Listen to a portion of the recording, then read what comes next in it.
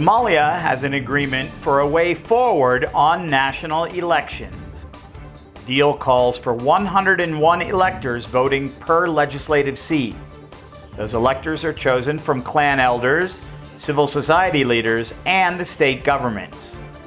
It shares responsibility between the National Independent Election Commission and the states to administer the polls. The pact came after months of political wrangling between President Mohamed Farmajo and state leaders. Presidents Saeed Deni of Puntland and Ahmed Madobe from Jubaland appeared to be Farmajo's opponents.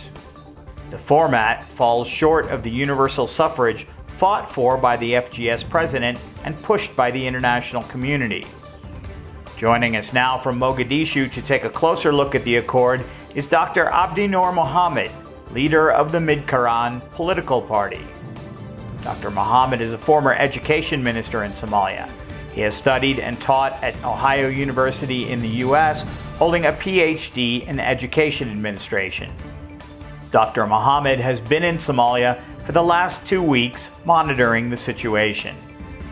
Dr. Mohammed, thank you for joining us on ADN TV. It's a good afternoon, Daniel. Thanks for inviting me to this meeting.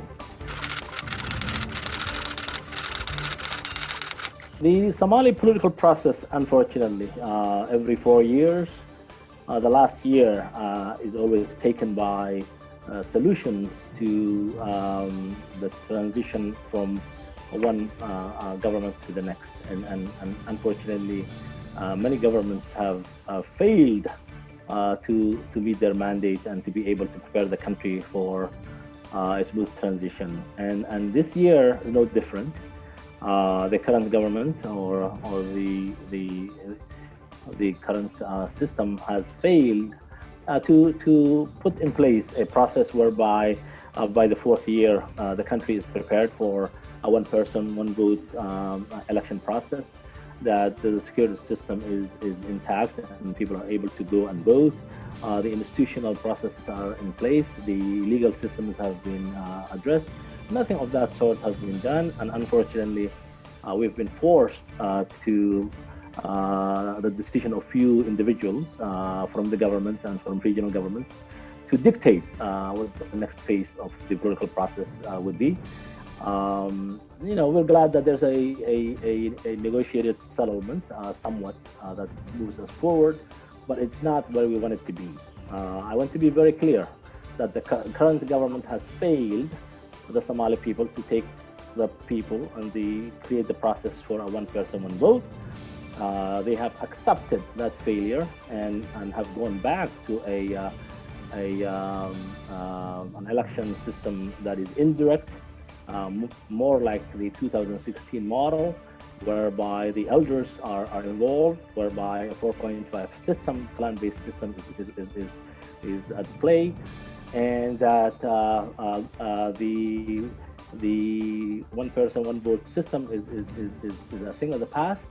And the unfortunate thing, Daniel, is that even if an indirect election takes place, the new president that comes in, whether it is the current one or a new one, they will continue with the same process without any roadmap to make sure that the constitution is completed, to make sure that the security is underway, to make sure that the process is ready, the institutions are ready, the commissions are ready.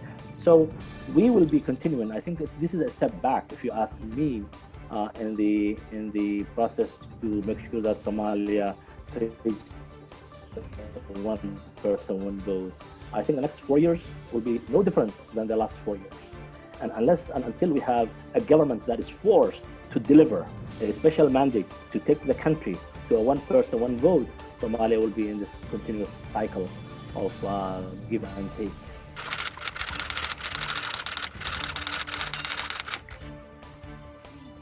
It will take the Somali people and their leaders to wake up and to realize that this is a continuous cycle. Politics that is on the verge every 4 years, either going back to the destructive era of 1991 or thank God, coming up with some solution that is temporary, what we have now is a temporary solution. And the only way that that could have happened is what we have proposed earlier, which is an agreement between the political parties, the opposition, and the government to join and come up with a unity government that is solely designed to the mandate of fulfilling the one person, one vote process, the universal suffrage, and to make sure that within a year or two that process is completed and Somalia goes forward and never comes back to a 4.5 system where the elders and others are involved in the selection of the members of parliament and the selection of the president. So it takes the country. Somalis are worrisome about international involvement. So whenever you mention outsiders, people are naturally worried about their involvement, but it has to come from within. And the Somali politicians, the Somali leaders, the Somali public must require and demand that this process has to be changed.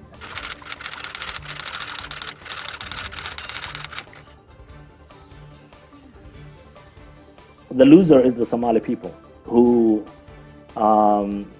waited for 4 years for a government to take this country from a 4.5 system to a universal suffrage, one person, one vote by the year 2020 or 2021.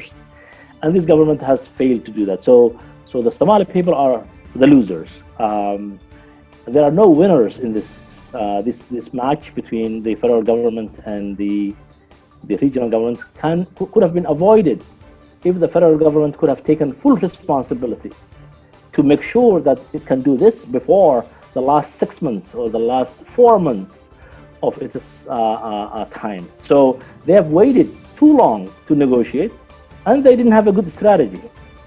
Initially, they were pushing for one person, one vote, knowing that there's no time, knowing that the process is not in place, knowing that the laws are not there. And then finally, they succumbed. They accepted the demands of the regional administrations, and then saying that, oh, we compromised. Why compromise at the last minute? If you have a strategy, if you have a team, if you have a capacity, and you want to take the country to a one person, one vote, there were ways to do that. And you could have done that long time ago.